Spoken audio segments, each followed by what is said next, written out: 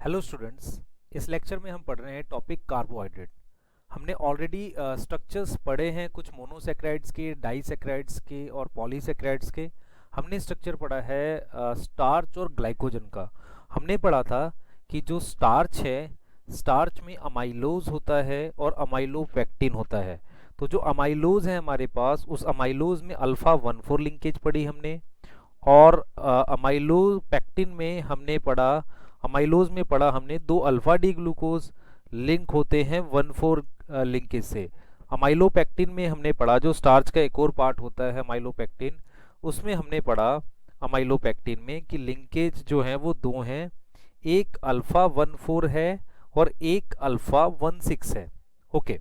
अब आपने इसके अलावा ये पढ़ा था कि glycogen is similar to amylopectin, जिसमें अल्फा 1,4 और अल्फा 1,6 लिंकेज है। फिर हमने ये पढ़ा कि स्टार्च का जब हम डाइजेशन करते हैं तो स्टार्च के डाइजेशन में माल्टोज बनता है जिसमें अल्फा 1,4 लिंकेज है, डेक्स्ट्रीन है जो चेन ऑफ ग्लूकोज है, आइसोमाल्टोज है जो हमारे पास अल्फा 1,6 लिंकेज है। ओके। तो ये हमने पढ़ा किसके लिए? स्टार्च के लिए। आफ्टर दैट स्टार्च हमने ग्लाइकोजन की डिटेल पढ़ी जिसमें हमने बताया अल्फा 1,4 और अल्फा 1,6 ये दो इंपॉर्टेंट स्टोरेज पॉलीसेक्राइड हैं। एक प्लांट में स्टोरेज और एक एनिमल में स्टोरेज है। Glycogen generally smooth endoplasmic reticulum के साथ लग कर बन रहा होता है, मतलब उसके अटैचमेंट एससीआर से हम रिलेट कर सकते हैं ग्लाइकोजन सिंथेसिस की। ठीक है। एक और स्टोरेज पॉलीसेक्राइड्स है जिसका नाम है इन्यूलिन। इन्यूलिन इन्यूलिन जो है वो फ्रक्टोज, बीटा डी फ्रक्टोज का पॉलीमर है। तो बीटा डी फ्रक्टोज का वो पॉलीमर है। अब आपने ये समझना है कि जैसे हम क्या करते हैं, ग्लूकोज के पॉलीमर को हम ये कहते हैं कि जो ग्लूकोज का पॉलीमर है उसका नाम हम लिखते हैं ग्लूकन। तो स्टार्च जो है वो ग्लूकन है। ग्लूकन का मतलब हो गया ग्लूकोज का polymer. Now glycogen is also glucan क्योंकि ग्लूकोज का पॉलीमर है। Inulin is polymer of fructose, तो इसको हम बोलते हैं फ्रक्टन। इन्यूलिन का यूज जीएफआर मेजर करने के लिए होता है, ग्लोमेरुलस फिल्ट्रेशन रेट, क्योंकि इन्यूलिन जो ऐसा कंपाउंड है जिसका, या बेसिकली पॉलीमर ऑफ फ्रक्टोज है जिसका मेटाबोलाइजेशन या हमारी बॉडी में डाइजेशन नहीं होता, या उसका मेटाबोलाइजेशन नहीं होता। इन्यूलिन को अगर मैं ब्लड में इंट्रोड्यूस करा रहा हूँ तो वैसे का वैसा वो फिल्टर हो जाएगा। तो इन्यूलिन जो है वो एक बीटा डी फ्रक्टोज का पॉलीमर है जिसे हम फ्रक्टन कह रहे हैं। ओके। इसके अलावा एक मैनोज के पॉलीमर को, मैनोज एक 6 कार्बन की शुगर है, 6 कार्बन की हेक्सोज शुगर है, उसके पॉलीमर को, पॉलीमर इज कॉल्ड मैनन। उसके पॉलीमर को हम मैनन कह रहे हैं। मैनोज के पॉलीमर को हम कह रहे हैं मैनन, ग्लूकोज के पॉलीमर को ग्लूकन, फ्रक्टोज के पॉलीमर को फ्रक्टन। तो ये कुछ टर्म्स हैं हमारे पास जो हम पॉलीसेक्राइड्स के लिए यूज करते हैं। Now starch, glycogen, inulin is storage polysaccharide. तो इन्यूलिन जो है वो स्टोरेज इन डहलिया। डहलिया एक प्लांट है, डहलिया के ट्यूबर में इन्यूलिन प्रेजेंट होता है। ओके। तो स्टार्च, ग्लाइकोजन, इन्यूलिन के बाद हमारे पास हम बात करते हैं स्ट्रक्चरल पॉलीसेक्राइड की। नाउ स्ट्रक्चरल पॉलीसेक्राइड का मतलब है वो पॉलीसेक्राइड जो सेल वॉल का कंपोनेंट होंगे। ओके। इन स्ट्रक्चरल पॉलीसेक्राइड में हमारे पास होमोपॉलीसेक्राइड और हेट्रो होते हैं, मतलब सेम यूनिट रिपीट हो सकती है और डिफरेंट यूनिट भी रिपीट हो सकती है। तो हम क्या कर रहे हैं, स्ट्रक्चरल पॉलीसेक्राइड में सबसे पहले स्ट्रक्चर देख रहे हैं सेलुलोज का। Clear? Cellulose is most abundant organic material on earth. Okay. Most abundant organic material जो है या कार्बोहाइड्रेट जो है वो है हमारे पास सेलुलोज। सेलुलोज का स्ट्रक्चर देखने के लिए सबसे पहले आप समझे, अल्फा डी ग्लूकोज के पॉलीमर को स्टार्च कहते हैं और बीटा डी ग्लूकोज के पॉलीमर को हम सेलुलोज कहते हैं। तो इस तरीके से हम बीटा डी सेलुलोज बनाएंगे, बीटा डी ग्लूकोज बनाएंगे और उनको जोड़ेंगे। तो ये बीटा डी ग्लूकोज बनाया हमने ऐसे CH2OH, H हमने H ऊपर OH नीचे बनाया है और फिर इधर HOH OH H, और यहाँ पर हम क्या कर रहे हैं, OH ऊपर इधर H और यहाँ पर हम H बना रहे हैं और यहाँ OH OH ऊपर और H। ओके। ये बीटा डी ग्लूकोज है। अब इस पे अगर मैं नंबर डाल रहा हूँ इस तरीके से, तो ये 4 है हमारे पास। ऐसे ही अगर मैं इस पे बनाऊंगा तो ये 1 ऊपर आ जाएगा, ये दिस इज़ 1। ओके, और ऐसे ही इस पे हमारे पास H और OH होगा, तो ये 4 हो गए यहाँ पे। क्लियर। और इस वाले पे हमारे पास ये OH है और इधर H है। ठीक है, तो ये वाला 1 हो गया और ये वाला 4 हो गया। अब मैं क्या कर रहा हूँ, इनको लिंक कर रहा हूँ, ग्लाइकोसिडिक लिंकेज, और 1 को 4 से जोड़ रहे हैं। हमारे पास ये जो 1 है, इस 1 को हम 4 से जोड़ेंगे। ओके, तो मैंने क्या किया, ये लिंक, ये इसको आपस में ऐसे बॉन्ड बना दिए ये। क्लियर। तो इसको हमने जब बॉन्ड बनाया है, तो मेरे पास इनके बीच में हमारे पास जो बॉन्ड आ गया वो इस तरीके से ऑक्सीजन से जुड़ गए। ओके, ये इस तरीके से हमारे पास ये ऑक्सीजन से लिंक हो गई ये ऑक्सीजन से ये ली चीज़ ये लिंक हो गए। तो इसको हम कह रहे हैं, इस लिंकेज का नाम हम लिख रहे हैं, इस लिंकेज का नाम हम लिख रहे हैं β14 ग्लाइकोसिडिक लिंकेज। मतलब बीटा डी ग्लूकोज 1,4 लिंकेज से जुड़ा है, इसे हम सेलुलोज कहते हैं। इसका मतलब क्या हुआ, इस तरीके से बीटा डी ग्लूकोज को मैं जोड़ता चला जाऊंगा, जिसमें ये β14 लिंकेज है, और ये सारे ग्लूकोज बीटा डी ग्लूकोज हैं। तो इसे हम कह रहे हैं सेलुलोज का एक थ्रेड। ऐसे ऐसे 100 to 200 थ्रेड मिलके हमारे पास एक सेलुलोज का माइक्रोफिब्रिल बनाते हैं। सेलुलोज का microfibril, same word is we are using in transport in plant में, हम लोग स्टोमेटा के अंदर बना रहे हैं सेलुलोज का माइक्रोफिब्रिल। अब जरा ये देखें आप, ये सेलुलोज का जो माइक्रोफिब्रिल है, फिब्रिल एल, माइक्रोफिब्रिल, ये कहाँ प्रेजेंट होता है। जैसे आपके पास ये प्लांट सेल है, ये प्लांट सेल की ये प्लाज्मा मेम्ब्रेन है, ये प्लांट सेल की सेल वॉल है, ये सेल वॉल है। तो सेल वॉल में क्या होता है, जब हम सेल वॉल को जूम करें तो मुझे क्या दिखेगा, उस सेल वॉल में ऐसे पैरेलल ये सेलुलोज के माइक्रोफिब्रिल होंगे, सेलुलोज के माइक्रोफिब्रिल होंगे। उसके अलावा इसके बीच में एक मैट्रिक्स होगा जो हेमी सेलुलोज का बना होगा। तो ये लोकेशन है किसकी, सेलुलोज की। तो सेलुलोज का structure is a polymer of beta D glucose. After that cellulose we need to know the structure of chitin. Okay, now chitin कैसे बनाते हैं हम उसको समझते हैं। काइटिन जो है वो हमारे पास एक आर्थ्रोपोड की बेसिकली एक्सोस्केलेटन में है, मतलब इंसेक्ट में है। Clear. It is second most abundant material on earth. Arthropod के एक्सोस्केलेटन में है काइटिन। इसके अलावा काइटिन इज प्रेजेंट, आर्थ्रोपोड के एक्सोस्केलेटन में है काइटिन। इसके अलावा काइटिन इज प्रेजेंट आर्थ्रोपोड के एक्सोस्केलेटन में है। इसके अलावा काइटिन फंजाई में प्रेजेंट होता है, फंजाई की सेल वॉल में। तो काइटिन का स्ट्रक्चर देखने के लिए मैं कुछ मॉडिफाइड शुगर बनाऊंगा, because chitin is polymer of basically N acetyl glucosamine. Clear. अब इसको समझना है हमने कैसे, ये ग्लूकोसामीन एन एसिटाइल ग्लूकोसामीन है क्या। सबसे पहले मैंने यहाँ पर ये बीटा डी ग्लूकोज बनाया, this is beta D glucose. Clear. Beta D glucose पे हमारे पास जो यहाँ पर CH2OH है, क्लियर, यहाँ H है, यहाँ OH है, क्लियर, यहाँ H ऊपर OH H, यहाँ पर OH और इधर H। तो ये जो सेकंड पोजीशन है, इसकी सेकंड पोजीशन ये वाली, ये सेकंड पोजीशन जो है, इस सेकंड पोजीशन पर हम एमिनेशन करेंगे। तो हम NH2 ऐड करेंगे, ऐड एट C2। तो हमारे पास जो NH2 आएगा उसकी वजह से यहाँ पर आ गया, इस C2 पर आ गया NH2। फिर बाकी सेम है। तो हम बना क्या रहे हैं, ये बीटा डी ग्लूकोज था, तो इसका नाम हो गया अमीनो शुगर, या हम बोलेंगे अमीनो ग्लूकोज। और ये हमने करा कहाँ पर है, ये C2 पर, ये 1 है, ये 2 पर। क्लियर। बाकी सेम है, बाकी एग्जैक्टली सेम है जो बीटा डी ग्लूकोज में है। तो इसको मैंने अमीनो शुगर या अमीनो ग्लूकोज बोला। अब हम क्या कर रहे हैं, एट C2 हम कर क्या रहे हैं, C2 पर ही उसमें एसिटाइलेशन कर रहे हैं, मतलब CH3COS से रिएक्ट करा रहे हैं।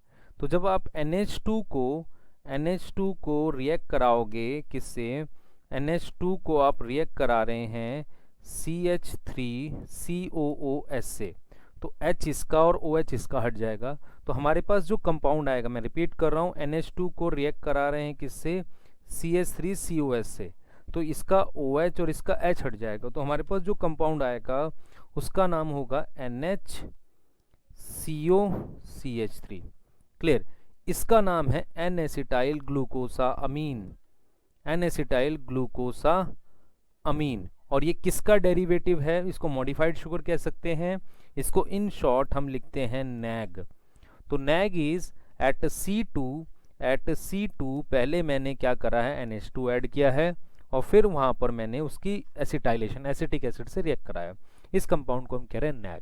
तो जब हम नैग को जैसे हमने सेलुलोज को जोड़ा था वैसे ही हम अगर जोड़ते हुए चले जाएं, नैग को हम इसी तरीके से जोड़ते हुए चले जाएं जैसे हमने सेलुलोज को जोड़ा था, तो हमारे पास काइटिन बन जाता है। तो ये जो मैं बना रहा हूँ ये नैग बना रहा हूँ।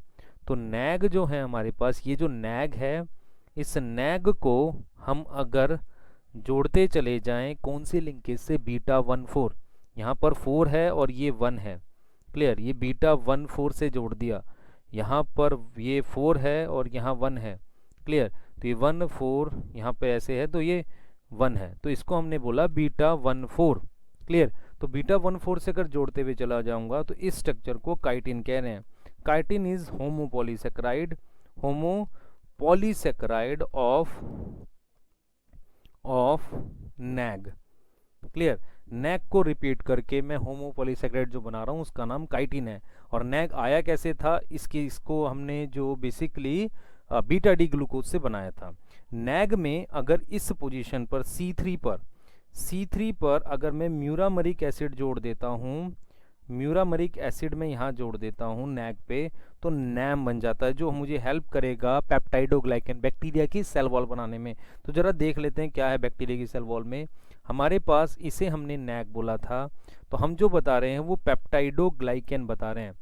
पेप्टाइडोग्लाइकन का मतलब बैक्टीरिया की cell wall.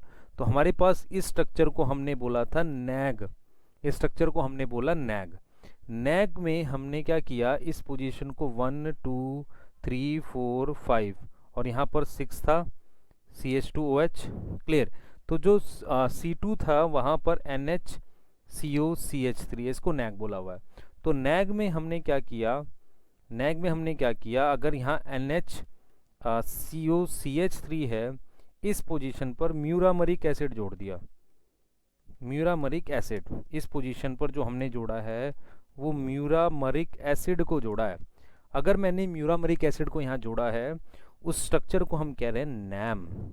Now NAM is N acetyl muramic acid. अब जो नैम बना है, नैग और नैम दो चीज़ें बन गई। अब हम क्या करेंगे, बैक्टीरिया की सेल वॉल ऐसी होती है कि मेरे पास ये अल्टरनेट नैग और नैम होते हैं। जैसे ये हो गया नैग, क्लियर, ये हमारे पास नैम है। क्लियर। तो मेरे पास बैक्टीरिया की सेल वॉल में एक्चुअल में क्या होता है, हमारे पास ये नैग है। क्लियर। ये एक और नैग यहाँ लिखा हुआ है मैंने, यहाँ मैंने एक और नैग लिखा हुआ है। क्लियर। यहाँ एक नैग लिख रहा हूँ मैं ऐसे, यहाँ मैं एक नैग लिख रहा हूँ, एक नैग मैंने यहाँ लिखा। क्लियर। यहाँ मैंने एक नैग लिखा, ये मैंने नैग लिखा। मैं अब इनको जोड़ के दिखा रहा हूँ आपको। और ये हमारे पास नैम है। तो नैग और नैम अल्टरनेट β1,4 से जुड़ते हैं। क्लियर। तो नैग और नैम हमारे पास अल्टरनेट β1,4 से लिंक होते हैं ऐसे। तो यहाँ मेरे पास ये नैम है। क्लियर। तो नैग और नैम मैंने कैसे जोड़ दी, β1,4 लिंकेज से जोड़ दी, ये नैम। तो नैग और नैम का अल्टरनेट β1,4 का लिंकेज। देन हम क्या करेंगे, जो नैम है, इस नैम पे, जो नैम हमारे पास है, इस नैम पे अमीनो एसिड का 4 अमीनो एसिड की एक चेन होती है। ये होती है हमारे पास नैम पे। ओके। नैम पे 4 अमीनो एसिड की चेन्स होती हैं हमारे पास, ऐसे 4 अमीनो एसिड्स की चेन होती है नैम पे, इस तरीके से। क्लियर। तो ये जो लिंकेज है हमारे पास, ये तो β1,4 है। क्लियर। ये लिंकेज β1,4 है। और इनके बीच में हम क्या करते हैं, ऐसे ग्लाइसिन का ऐसा ब्रिज जैसा बन जाता है। ये 4 अमीनो एसिड की चेन है हमारे पास। क्लियर। तो मैं क्या कर रहा हूँ, नैम में ये आपस में इस तरीके से क्रॉस लिंकिंग बना देता है।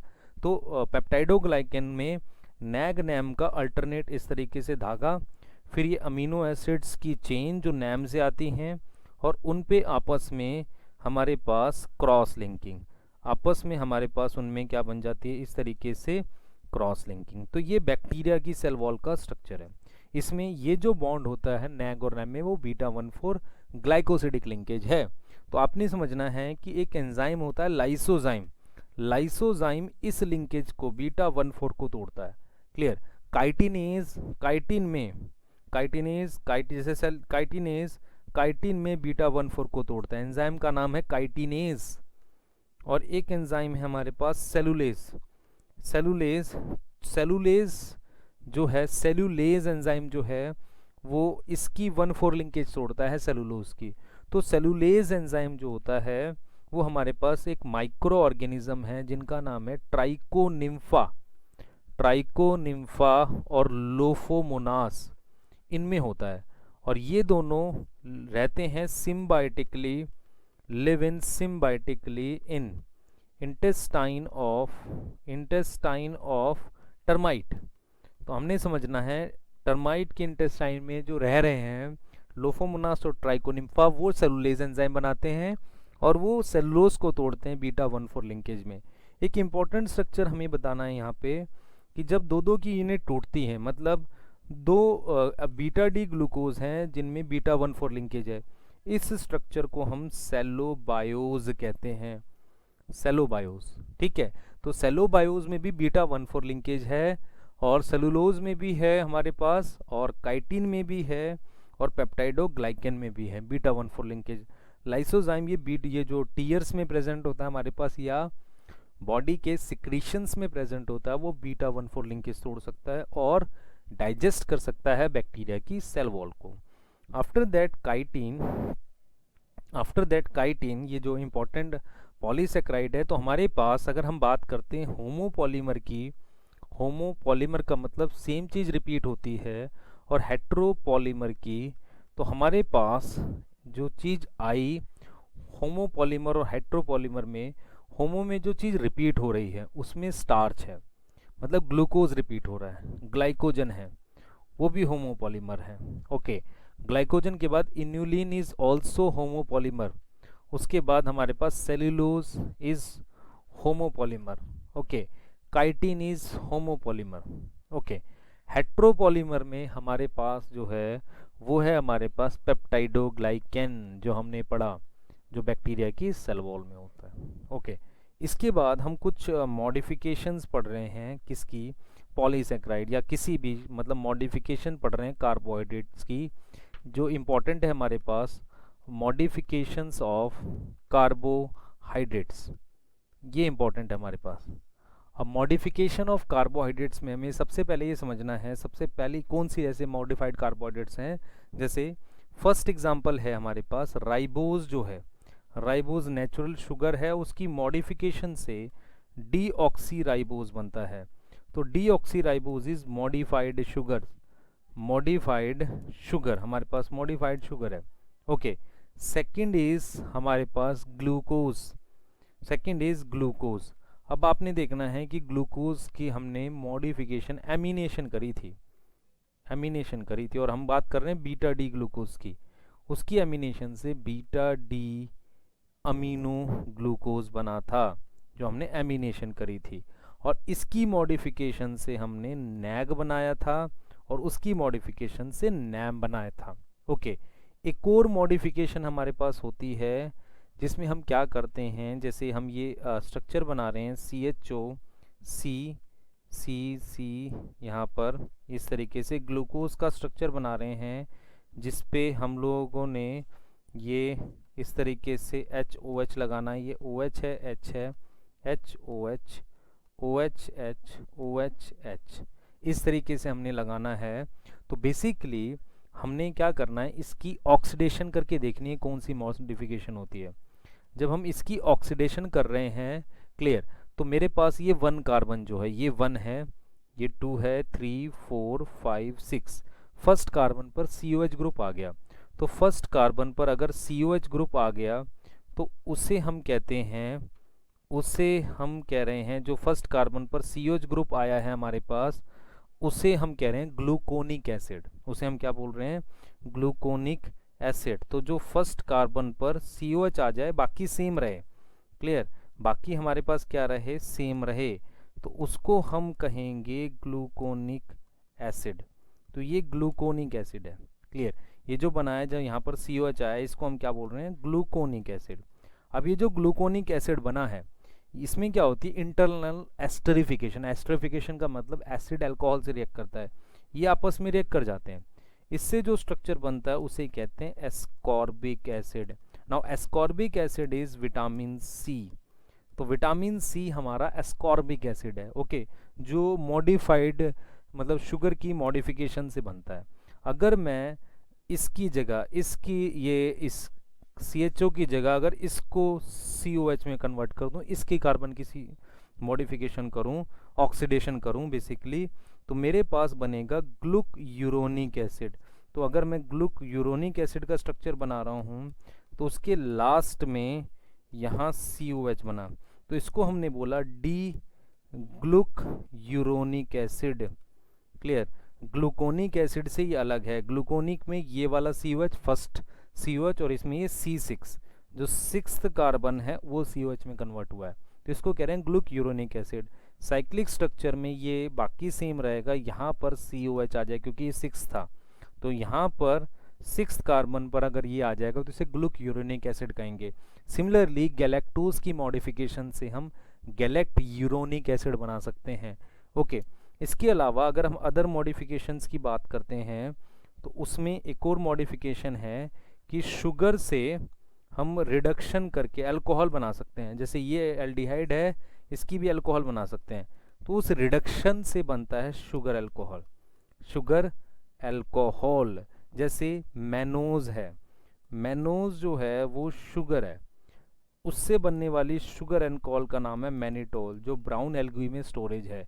ऐसे जाइलोज 5 कार्बन का शुगर है, उससे बनने वाली शुगर अल्कोहल का नाम है जाइलिटॉल। तो जाइलिटॉल आर्टिफिशियल स्वीटनर की तरह यूज़ करते हैं। तो ये हमने कुछ मॉडिफिकेशंस बताई। इसके अलावा हमारे पास कुछ और मॉडिफिकेशंस हैं या कुछ और स्ट्रक्चर्स हैं जो हमें आने चाहिए, दैट इज़ बेसिकली म्यूकोपॉलीसेक्राइड के बारे में थोड़ा सा पढ़ते हैं, जो चीज़ें हमें क्लियर होनी चाहिए। म्यूकोपॉलीसेक्राइड सबसे पहले आपने समझना है, या तो ये शुगर के एसिड्स का पॉलीमर होता है, क्लियर, प्लस ये अमीनो शुगर्स इनमें होती हैं, अमीनो शुगर्स होती हैं। शुगर एसिड्स का मतलब ग्लूकोनिक एसिड या गैलेक्टुरोनिक acid, galacturonic acid, clear, या ग्लूकोनिक एसिड, इनका पॉलीमर होता है। मतलब आप इस चीज़ को समझे, ग्लूकोनिक एसिड या गैलेक्ट यूरोनिक एसिड का पॉलीमर होता है या अमीनो शुगर्स का। दूसरा, म्यूकोपॉलीसेक्राइड जो होते हैं वो हेटेरोपॉलीसेक्राइड होते हैं, हेटेरोपॉलीसेकेराइड हैं, ओके। तो हमारे पास इम्पॉर्टेंट जो हमारे पास म्यूकोपॉलीसेक्राइड्स हैं, उसमें हमारे पास बेसिकली कुछ नाम हैं जो बहुत इंपॉर्टेंट हैं, जैसे कि पैक्टिन। पैक्टिन एक कार्बोहाइड्रेट है जो मिडल लैमेला में है, ओके। तो मिडल लैमेला में जो पैक्टिन है एक म्यूकोपॉलीसेक्राइड है, क्वेश्चन आता है ऐसा कई बार। पैक्टिन हमारे पास, पैक्टिन जो है हमारे पास वो पॉलीमर है galacturonic acid, galacturonic acid acid. उसके अलावा अरेबिनोज है हमारे पास, क्लियर, अरेबिनोज शुगर है, गैलेक्टोज है, तो कुछ ऐसी चीज़ें। और ये हेट्रोपॉलीमर है, हम इस चीज़ को समझ रहे हैं, ये हेट्रोपॉलीमर है पैक्टिन, क्लियर। हमारे पास अदर म्यूकोपॉलीसेक्राइड में एक है हमारे पास ये अगार अगार, अगार अगार इज ऑल्सो म्यूकोपॉलीसेक्राइड, गैलेक्टोज का पॉलीमर होता है ये भी, क्लियर। इसके अलावा किरेटन सल्फेट, ये मेम्ब्रेन स्किन में प्रेजेंट होता है, किरेटन सल्फेट। एक हमारे पास होता है हेपेरिन, क्लियर, हेपेरिन जो होता है हमारे पास एंटीकोगुलेंट की तरह काम करता है। डर्मेटन सल्फेट, डर्मेटन सल्फेट। प्लांट के पर्पस से हमारे पास जो इम्पोर्टेंट है, एक है पैक्टिन, एक है अगार अगार, और एक और बहुत इम्पोर्टेंट है म्यूसिलेज। म्यूसिलेज कई जगह मेंशन है, जैसे कि साइनोबैक्टीरिया की आउटर मेम्ब्रेन, आउटर साइड में म्यूसिलेज प्रेजेंट होता है। देन म्यूसिलेज इज ऑल्सो आपका म्यूकोपॉलीसेकेराइड, और म्यूकोपॉलीसेकेराइड हेट्रोपॉलीमर्स होते हैं, हेट्रोपॉलीसेकेराइड्स होते हैं। क्लियर। हमें एक और इम्पॉर्टेंट स्ट्रक्चर पढ़ना होता है जो है बेसिकली हेमीसेलुलोज, जिसको भी आप हेट्रोपॉलीसेकेराइड में रख सकते हैं। हेमीसेलुलोज जो हमारे पास है बेसिकली, हेमीसेलुलोज वो अलग अलग शुगर्स से बनता है, जैसे कि वो बनता है आपका गैलेक्टोज से बनता है, गैलेक्टोज से आपका बनेगा इसका अरेबिनोज से, अरेबिनोज, मैनोज, जाइलोज। जैसे हम क्या करते हैं, पॉलीमर ऑफ ग्लूकोज को कहते हैं ग्लूकन, तो पॉलीमर ऑफ गैलेक्टोज को कहते हैं galactan, polymer of mannose is known as mannan. तो हेमीसेलुलोज इनसे बनता है। क्लियर। तो हेमीसेलुलोज इज ऑल्सो हेट्रोपॉलीमर, ये होमोपॉलीमर नहीं है। ओके। तो हेट्रोपॉलीमर में एक हेमीसेलुलोज है जो मैट्रिक्स का पार्ट होता है, किसका, सेल वॉल का।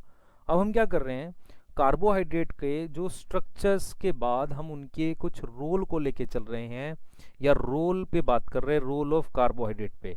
सबसे पहले हम रोल का मतलब हम एक एक जो इम्पोर्टेंट है उनके कुछ रोल या उनका कोई कॉमन नेम है वो देखते हैं। जैसे फर्स्ट हमारे पास है ग्लूकोज। ग्लूकोज जो है, ग्लूकोज को हम कहते हैं ग्रेप शुगर, ग्रेप शुगर, ये ग्रेप्स में प्रेजेंट होता है।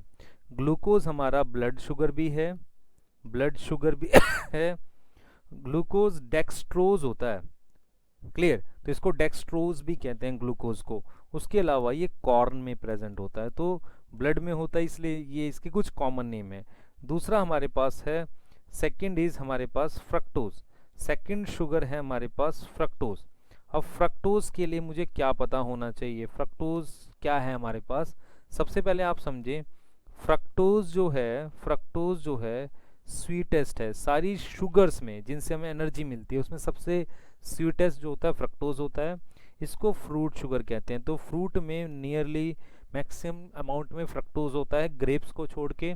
उसके अलावा फ्रक्टोज को हनी शुगर भी कहते हैं, ये हनी में भी होता है।